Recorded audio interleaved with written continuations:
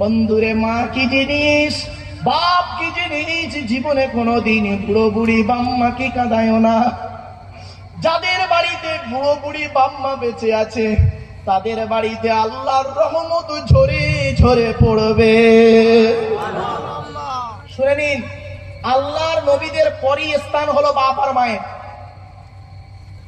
আল্লাহর নবীদের পরই স্থান হলো বাপ আর মায়ের। শুনে নিন, কোরআনের কোথায় কোথায় বাম্মার সেবা করতে হবে আমি বলে যাচ্ছি, আপনারা খালি পয়েন্ট করুন। 1 নম্বর পারার 11 নম্বর পৃষ্ঠা 12 নম্বর লাইন, সূরার নাম সূরা বাকারা, ওয়াবিল ওয়ালিদাইনি ইহসানা, বাম্মার সেবা যত্ন করো। 2 নম্বর পারার 12 নম্বর পৃষ্ঠা 13 নম্বর লাইন, সূরার নাম সূরা বাকারা, ইয়াসআলুনাকা মাযা ইউনফিকুন কুল মা আনফাকতুম মিন খায়রিন ফালিল ওয়ালিদাইনি ওয়াল আকরাবিন, বাম্মার পিছনে টাকা পয়সা ব্যয় করো। 5 নম্বর পারা 3 নম্বর পৃষ্ঠা 3 নম্বর লাইন, সূরার নাম সূরা নিসা 36 নম্বর আয়াত, ওয়াবুদুল্লাহা ওয়া লা তুশরিকু বিহি শাইয়্যা ওয়াবিল ওয়ালিদাইনি ইহসানা, বাম্মার সেবা যত্ন করো।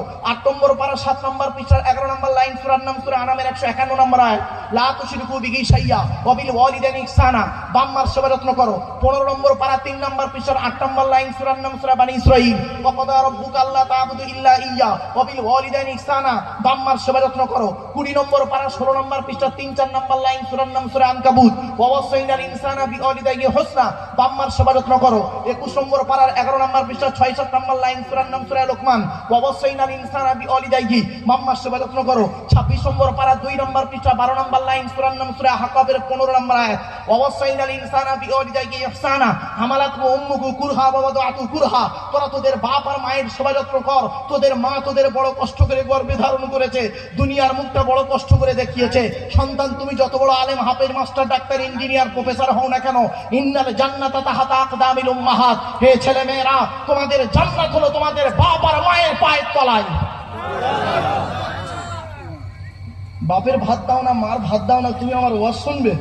ছি ছি ছি ছি ছি, তোমার মতো নিকৃষ্ট শ্রোতা আমার প্রয়োজন নেই। বাস্তব বলে গেলাম বাবা। অনেক ছেলে আছে দেখবেন, আগে ভালো ছেলে হন, পরে ভালো জামাই হবে। আর আমরা এমন হয়েছি, ভালো জামাই হয়েছি, ভালো ছেলে হতে পারিনি। ঠিক না বেটি? আমার শ্বশুর আমাকে বলে আমার জামাই খুব ভালো, আমার শাশুড়ি আমাকে বলে আমার জামাই খুব ভালো, আমার বাপ আমাকে বলে আমার ছেলে জন্ম দিয়ে ভুল করেছে। কেন? কেন? আগে ভালো ছেলে হও, পরে ভালো জামাই হবে।